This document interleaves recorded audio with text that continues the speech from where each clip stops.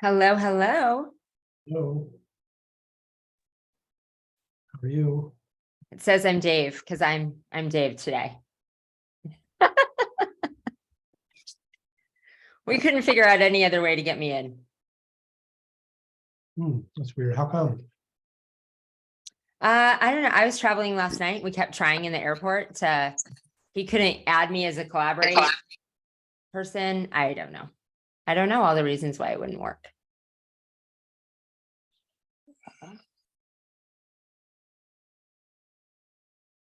But we're in this way.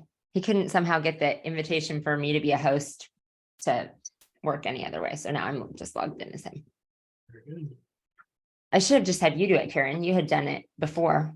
Yeah, but I think I logged in as him. Oh, I don't remember, made actually. yourself No, I don't know. um, You're a better looking David than I was a David, so.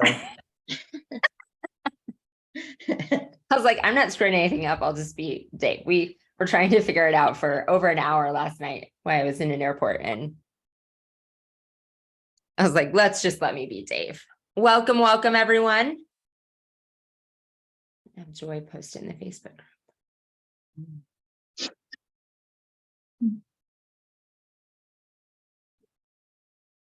Starting now, I'm just returning a couple messages of people asking, and Dave giving me some last minute instructions. He would like everyone to type their name and company name in the chat. So as you come on, make sure you do that. I think he has that link to share and he didn't. Thanks, Sandy. Sandy's a winner, still the winner. You're still the Oh yeah, you were the winner last week. yeah, she's still the crown princess of Collaborate Live from last week. Oh, Yay. good. What can I win this week? all I do New is, card. that song, all I do is win, win, win. Yeah, no matter what, right? I put my hands up. Yeah. Put your hands I up. told Dave I put a little restriction on. I was like, we can't give something away every single week. He's like, what are we giving away this week? I'll be giving mine to Kurt, my boss, anyway. So I was like, nothing. Oh, you're giving yours away? You should come too. yeah, What did you win? What did we give away last week? Free hotel? a hotel room. Hmm. And Dave just toured the venue this week on Monday. So by next week, we should have lots of details put together of the event. So that'll be Oh, exciting. cool. Yeah, Yeah. that sounds. Exciting. We'll just wait a few more minutes for some people to jump on. Today, we are talking culture, all about company culture. I know there were a few people that were going to jump on and chime in. So we're excited about that. Anything else you want to share? How's your week going, Sandy? It's going fast. Good. I just left a luncheon, a good luncheon. It's called BOMA, Building Owners and Managers Association. Most every town or city has a version. It's property managers.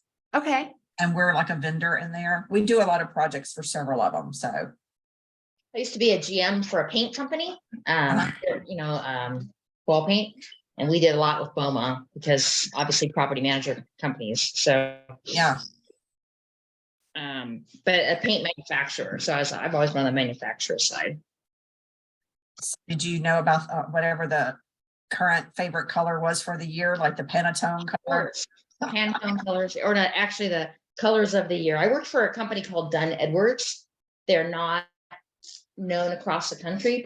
Typically, they're more of a regional. They're not like Sherwin. They're similar to Sherwin, their stores, but they're manufactured in California and Arizona. They're more for like the warm weather climate. So they're really good paint company, but yeah. I probably have some restrictions about cleaner versions, especially I know California has some really good rules about making sure things have as few chemicals as possible. Yeah. It was an interesting business for me because I've always been on the manufacturer side, but to be like selling a product, but then you also manufacture it in the store because you're tinting it, and there's just a lot of issues that I didn't really think about when I got into the industry, but it was interesting. I know as a result, I know a lot about epoxies and aliphatic urethanes and all of that now because we All just those fun technical terms. Yeah. I like the name Bright and Shiny Services. it's good. Hello, Nicholas. Hey, Nick. What up, eh? How's it going? Trying to find my hat. I don't know where I put it. My hair looks crazy, but whatever. Cool. My hair always looks crazy because I can't do my hair still. So From your hand. Andy has no hair. He doesn't have any hair. And he's on mute. Yeah, I just went to the doctor today, so I'm gonna start physical therapy on my thumb now. So hopefully everything will be back to normal. I probably still won't do my hair though. Good habit to get out of it. That was the same thing both times when I broke both my arms, and then when I had my accident, it was like, can't do your hair, so just Yeah, it's ponytail. ponytail every day. That's fun. First world problems. Yeah. Yeah. All right, well, we're gonna get started talking about culture. I was gonna make you a co-host. If I can figure out how to do that. Maybe I can't since I'm Dave, Karen, so that you can let people in. Maybe not. Let me see. More. Make co-host. Karen, I just made you a co-host. If you can, if people pop in, if you can let Yeah. people in as we pop in. So I'm going to talk a little bit about culture, and then JC is going to chime in and talk a little bit about culture and help me out. And then we will open it up. If you guys have questions and discussions about that, make sure that you enter your name and your company name in the chat box. Shine's going to take those down. We didn't have the form this week, but that way you can make sure and get credit for being on with us live. Always, when you invite people on, you get points for that as well. If you invite people to join us, you get points for that. And for every time you comment or share on social media. So if you share, collaborate live, if you comment, like all of those things to help build the community, you get points for that as well. So it is just me today, me, Karen, and Andy today from Collaborate. Dave is off with his family in Kentucky, I think, visiting a Noah's Ark. Noah's Ark. Yeah, he's gonna Noah's Ark. A Noah's Ark something. So you're with us today on culture. So we're going to dive in. I was going to grab the book. I'm going to talk about, here it is.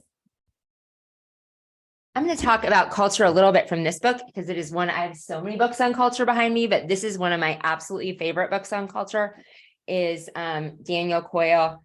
And I was just telling JC this, but I so much love him as an author. I got to hear him speak and he signed my book.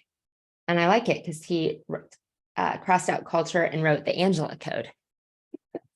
So maybe that's why I like the book so much. But if you haven't read it, it's great. If I haven't given this tip either on books, because we talk a lot about different books to read on here, I feel like every week we are giving you different book recommendations. And if you feel like there are way too many books for you to get through, whether you're reading them or whether you're listening to them on Audible, my favorite app when I want to get through books that someone tells me they're just content that I need to get through and maybe not a lot of storytelling, although this one has a lot of great storytelling, so I'd recommend the whole book. But if you're not a book person, there's an app called Blinkist. Have I said this already in this group? Blinkist, like Blink, Blinkist. It is awesome. It'll give you the 15-minute Cliff Notes version of a book. So I highly recommend that for all the books if you don't want to digest all of them that we say. So he talks a lot about different things in culture and why it's important and how there's culture whether you want it or not only in the workplace, but in every single group. There's culture in a kindergarten classroom. There's culture in our small families, in big families, in social groups, at church. Anytime that there is a group getting together, there are group dynamics, whether you like it or not. And you can influence how those groups interact or make a decision not to and let the culture control itself. And in our businesses, we want to be the leaders and building and prospering, growing a culture intentionally and on purpose so that we are growing those group dynamics. And so often in a business, we are focused on the skills, right? In the people, we are focused on their skills and how they're performing, and take less focus on group interactions and how everyone is interacting with each other and what that looks like. Are we intentional about what every single group dynamic and group interaction looks like? Are we just concerned about the job and the skills and how that's getting done and tracking those KPIs? Are we tracking how we set up and the quality of interactions as much as we are tracking the quality of skills? So I'd say that's my first major point, is being intentional about the quality of interactions in your business, the quality of interactions between team members, the quality of interactions between you and your team members as a leader, the quality of interactions between your team members and your clients. How are you on purpose, not only about the quality of skills, but how are you on purpose about the quality of interactions? And setting that out and intentionally. Second, in a culture, people can't build a culture or build relationships unless they first, and this is like back to Maslow and the hierarchy of needs, but the first step in building those relationships and creating the quality of interactions is cultivating a space that is has safety and belonging. So I think that, back to my psychology days, I think that's like the first level on Maslow's chart, right? That we all need safety and belonging. Maybe I should have researched that before I said it. But how do you set out to cultivate safety and belonging as a foundation in your workplace, a foundation in the business? Does everyone feel that it is a safe space? And so often we feel like safety, especially in our industries, that safety we're thinking of in a different way, but that it's a safe space to be vulnerable, that they feel safe to bring up their concerns, that they feel safe to share with their team members, they feel safe to bring up ideas, and they feel like there is a place of belonging. But it is us as leaders that first have to cultivate a place of safety and belonging as a foundation to launch that off of. Next is all about the leader in culture. In listening, how good of a listener are you? Do all of your team members feel that you're intentionally listening? That when they have a conversation with you, that it's not just left on deaf ears or that they're not important to you, that they really feel that they can come to you, even if there's a hierarchy in the business or different leaders that they go to, that they feel like their leader and that they feel like you are a good listener. And that they can bring points to you. And I just had this conversation and I wasn't as vulnerable as I should have been. I'll say that as a leader today. I was not as vulnerable and acknowledged as much that I'm not right. But how are you creating that sense with your team that you're not always perfect, you're not always right, and it is a safe space to bring ideas to you or tell you when you're wrong? Do they believe that you're like just the king and dominating and always right, and they can't bring ideas and tell you that you're wrong? Because they need to be able to be, and that leads into the next one, they need to be able to feel that they can be vulnerable to be able to create that culture at the highest level. So we can do all kinds of things that we think culture are, and we'll talk about activities and fun things, that's what we a lot of times think that culture is, activities together, different things about core values. But all of these really levels that are at a psychological level are important too. That for people to buy into a culture or really be bought into that sense of belonging, they need to be able to be vulnerable. And for them to be able to be vulnerable, you have to be vulnerable first. How are you sharing your vulnerabilities and imperfections? And then you need to create the expectation of culture, right? So we very often think that we're clearly communicating expectations of skills. Again, that we communicate the expectation of the job, that this needs done first. This is a whole checklist that needs done before the end of the day. Here's your EOD activities. It's an expectation that they all get done. It's an expectation we follow these safety measures. But do you have an expectation for how they are performing in a group? Do you have an expectation with how they communicate with their other team members? An expectation for how they communicate with you? An expectation for how they do attend group activities? If you are doing things outside of the workplace or things to build culture within the workplace, what is your expectation for them to attend those and their expectation for communication? Then core values.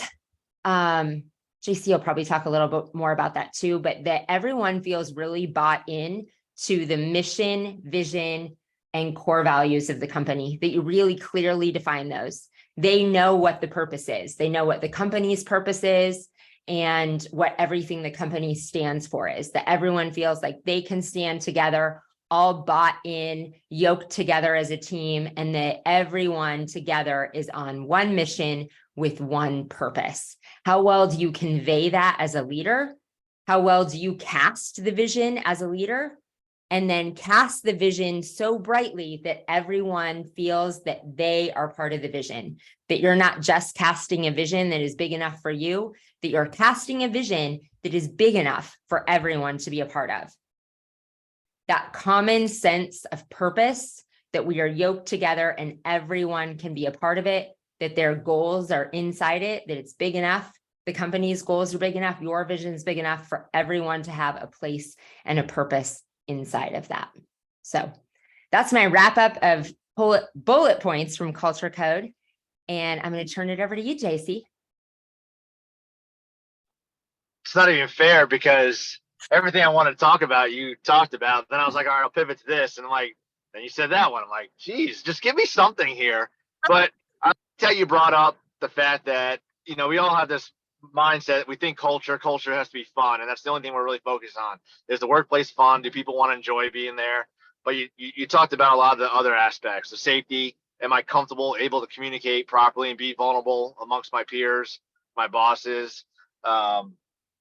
The vision, you know, do they cast the same vision that you are, that you're trying to fulfill? And just a quick raise of hands or thumbs up, whatever it is, who here has core values for their company? And are they posted everywhere? Because I'm very guilty about this. We had core values, but we never had them displayed. We never had them written down for us to hold our team accountable for. So they didn't really have anything to, you know, follow as a guideline. And now we have it as be the light, LIGHT, loyalty, integrity, growth, humility, and teamwork. We've got a nice banner displayed on our wall at the office. We put it on our job ads for anybody that's looking to work for our company so they can see it. And we can hold them accountable through those core values. So if they're not being a team player that day, you know, we could sit them down and talk to them like, hey, what's going on? You know, you signed the paperwork saying that you're going to be a team player, but right now your actions are not aligned with our core values. So it's important that you not only have them, you display them and you talk to them during your weekly or monthly meetings with your team so that it's constantly ingrained with them. And then as you're going through the hiring process and you're doing the interview, that you can see that they align with those core values too. Because some of them, you know, you could change a little bit, or if they're younger, they're not going to really understand them all. So you're going to teach them and be able to mold them to fit those core values, you hope. But if you're not communicating them and it's not intentional, then it's hard to, you know, grade your team on based on anything other than what you think they should be doing today. And what was that quote, Angela, that Tommy said when we're at Sales Boost, that I want to dream so big that everyone else's dreams can fit in my dream? Was that what it was? I think so. And you know, that's talking about your vision. You know, how big is your vision? Is it big enough for your whole team to have a part of it in the future, so that they feel they can buy into your company and buy into your purpose and what you're doing? So again, it's not really just going to be about, are we doing fun days? Are we having snacks for the crews? You know, are they smiling and things like that? But there's a whole aspect to that company culture that we got to be looking at. And I think one place that we fail short on is that we assume that our culture is good. We assume that everybody's happy. We assume that we're doing all the things that we need for our team. And if you're not grading them or asking them, then you might be falling short. And we just did this recently. We had a company-wide company culture survey that went out. It was mandatory. And we had, I think it was 10 questions on there. 6 or 7 of them were just based on a scale of 1 to 10. How would you rate this? Communication, culture, and a couple other things. And then we left it open to some open answer questions to see if they could provide us with any good feedback or bad, because we want to know the good and the bad. If it's just good all the time, then usually they're afraid to speak to you. So that's important too, that you're open to communication, good and bad, for your team, so that if there is an issue, they're able to tell you about it, and hopefully you guys can remedy it instead of just keep getting toxic, and then the culture is dying without you knowing. What else? I don't know. I mean, you hit on so many good points earlier that, you know, you're going to have culture no matter what. So you need to be intentional. And if it's not perfect right now, again, do the survey, talk to your team, communicate with them, figure out where you're lacking. You know, another good thing to do too, to help with your culture, is to do the love language test with them and the DISC test. So you know how to communicate effectively with them. You're not going to communicate with a D personality the same way you would with a C. And if you're constantly giving gifts out to your team because you think that praising them with rewards is what they want, but they really just want like a good job or something else in that love language, then you're wasting time and you're not valuing them the way they need to be valued. So do these tests with your teams and see, so you can help understand them better, to make your communication and your culture better within your company. That's all Yeah, I got for the absolutely. second. Those two you talked about with Trevor on your show yesterday. And I haven't read that book yet, Love Languages in the Workplace, but I want to. It's on the list. Maybe I'll at least blink list it.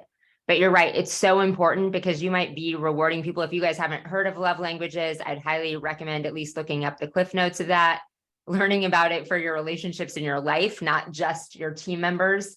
But like JC said, you can be going over the top, rewarding someone, thinking you're doing great things for them, and you're doing it in the wrong way.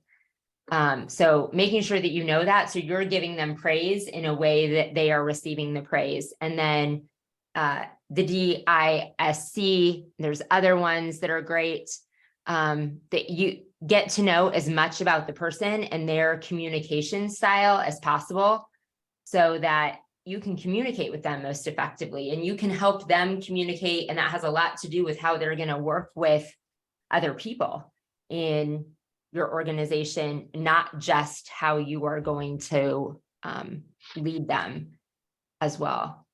What else did you say that was good? I know we talk a lot about the same things, but you have a lot of the things in action, like you said, of core values. Not just, so many companies just, here's my core values, but what do you do with them? How do you really live them out each and every day? I don't know who we talked to. I feel like it was at something recently that gives awards based on core values that you can shout out and Dan, it was Dan. Yeah, Oh. Dan does it. okay. John was talking about it too, actually. And I keep telling Shine that we're going to implement it, but letting people in your company shout out other people, let team members shout out other team members for when they are exemplifying core values, so that it's really at the center of everything that you're doing, and people know that it's getting highlighted, not just the KPIs for performance, but that's a way to celebrate when people are really being strong in the core values too. Yeah, I think another important. Oh, go ahead. Yeah, I think Jonathan was saying, like, it was probably a couple months ago. I think we were talking about traction at that point, but he was talking about how, like, they'll do like a little gift card every time somebody's like showing some sort of value, and they'll like put it in the community chat. I remember that. Yeah, I think maybe I got it from you, Jonathan, in Nashville. Yeah, it was, we do a Slack channel that is just entitled Core Values. And they get entered into the drawing every week if they nominate somebody and if they're nominated. So the person that gives the most nominations, we give a gift card. The person that got nominated the most gets a gift card. That's cool. I like that. That is, Another thing too, we've had this problem lately within our company, and we try and preach perfection with everything, all we do. And we did the survey. We found a couple of areas that we were deficient on that we could be doing better on, but we assumed we were good. So I'm glad that we got the survey out a couple months ago. But we've had a rash lately where the sales and the operations are kind of going head to head. Like they're just not happy with each other. And we let it go on for too long before we squashed it because we weren't aware of it. And now that we are aware of it, we're trying to build that teamwork back up together so that when they're in the office, they're able to communicate with each other effectively and they are excited to see each other. Because if you have one team against the other team and they're just not getting along, they're going to come to work. It's going to be like real quick in the office, short, don't want to say hi to anybody, get whatever they need and get out. And that's just not good. It's not effective for everybody. It's going to bring everybody else down. And it's just one of those things that's good, really good to do team building exercises like escape rooms or anything out where you can do it as a whole, as a team to get out there and work together. So there is no separation. Everybody's working amongst each other. yeah, that's important when you have different teams within the same big team that might have different goals that they're working towards to make sure that everyone is aligned. And I guess another I good think with that, it is critical. Are you there, JC? Yeah, go ahead, buddy. Sorry. Okay, no, it's critical whenever you do have those two teams that the leaders within those teams are retranslating what their employees are telling them.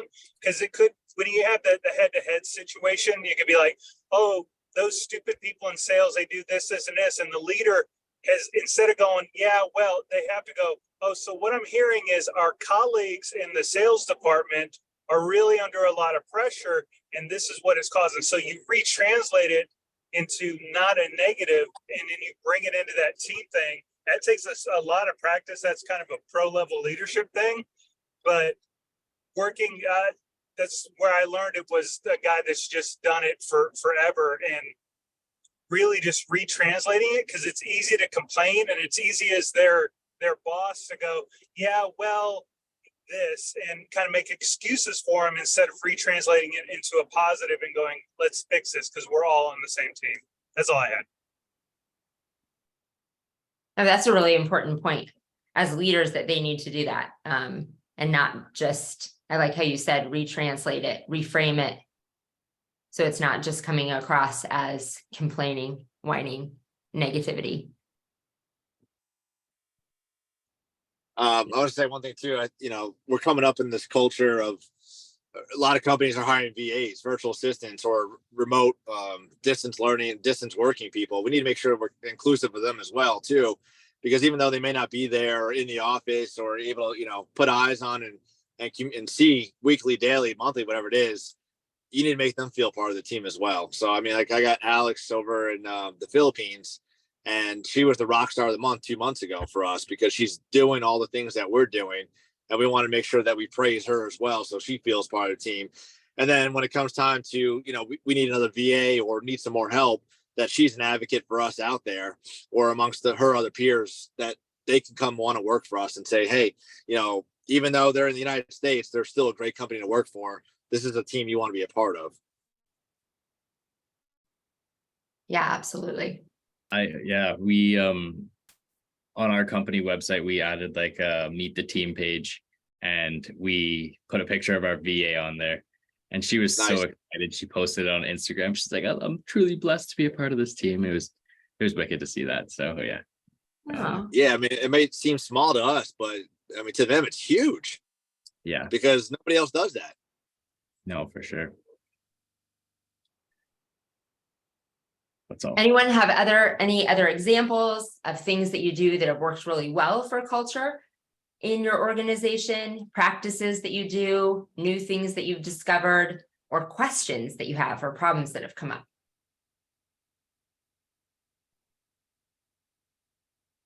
Go ahead, Sandy. Our crew is pretty much Hispanic. And so we celebrate Cinco de Mayo in a big way. Like they do a very small job that day, that morning, like it's coming up like the first Friday in May.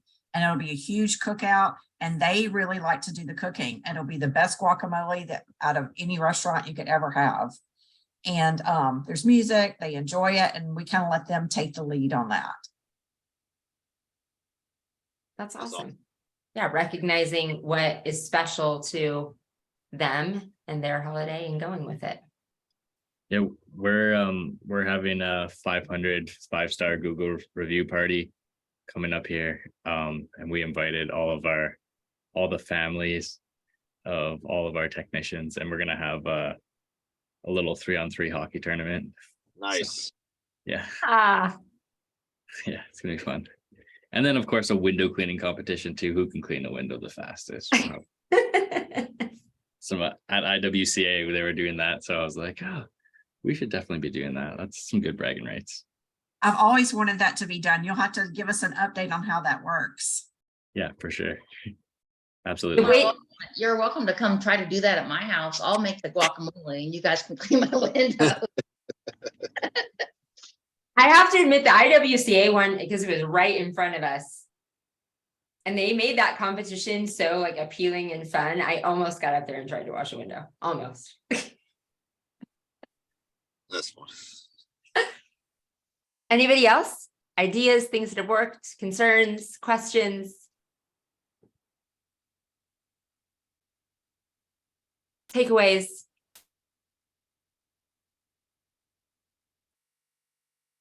No, just be intentional. Like you said in the beginning, you're going to have company culture, whether you want it or not. And if you focus on it and, you're intentional in your acts and what you're doing, it's just going to make everybody more enjoyable, want to be there, because 5-10 years ago, culture wasn't as big. It was more about the money. And now, you can hire at a lower rate, but if your company culture is just phenomenal, then you're going to be able to attract and retain more employees. I've seen people leave our company before to make more money, and they come back. They always come back because they're like, you know what? They didn't care about me over there. I was just a number. I was just a body. And, that's not what they want anymore.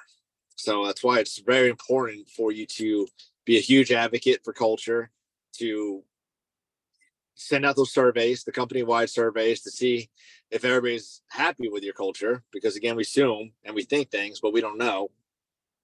And just keep you got to do it 24/7. You can't have good days and bad days and take it out on the bad days with everybody, because then they'll never know who they're dealing with. They need that consistency of you as the boss to set the standard, to be consistent with your happiness, your emotions, and the way you communicate throughout the whole workday. So important. And that's one thing that we didn't go over, and you do a great job of training on that, JC, is how you are as a leader and how you manage your emotions and communicate that to your team has a lot to do with culture. Because it can flip if you aren't a consistent leader.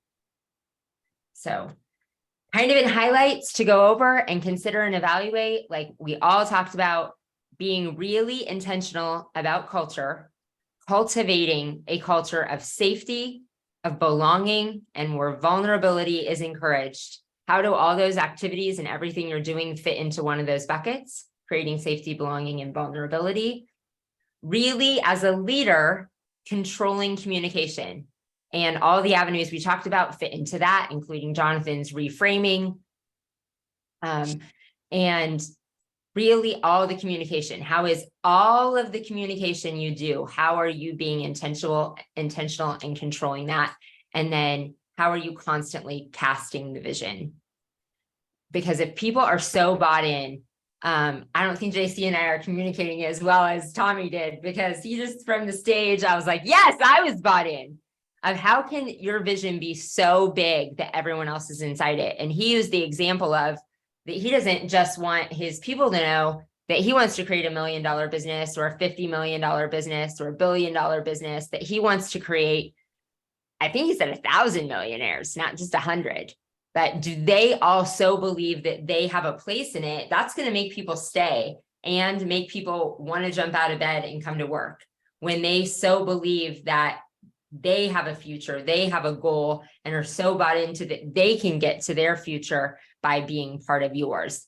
That completely changes their work ethic and their longevity as well. So those are the highlights. So Collaborate Live, the event is coming up in October. The dates are definitely October, that Sunday, I think 9th through the 11th in Phoenix. We have chosen a venue, and all that pricing and registration information should be out by Collaborate Live next week, if not the end of next week, so that registration can begin. That's going to be really exciting. So watch for that. That is where the $25,000 giveaway takes place. You get 5 points for being on each week. I could share my screen, but then I'd have to find that leaderboard with all the information. So we will post it again. But 5 points when you're on, 5 points for bringing somebody on, 20 points for finding us in the wild. If you're going to be in Kentucky, you could find Dave. I don't know that I'm out in the wild again until New Orleans in the beginning of May. But 20 points for that. And then lots of little points for extra things to get continued in the drawing. The person in first place gets 5,000, and then the rest are a drawing. So I was supposed to make sure and remind everyone of all those details. What's Dave giving away today? A rental car? No, no, I am not giving away anything. I am in charge of the budget, and he is not on here to just give away something without that being done. Oh, thanks, Karen. Karen found it. I was like, I can't find it and talk at the same time. So that has all the things on it on the Collaborate Live leaderboard page. Oh, what do you know? Chasey is in the lead.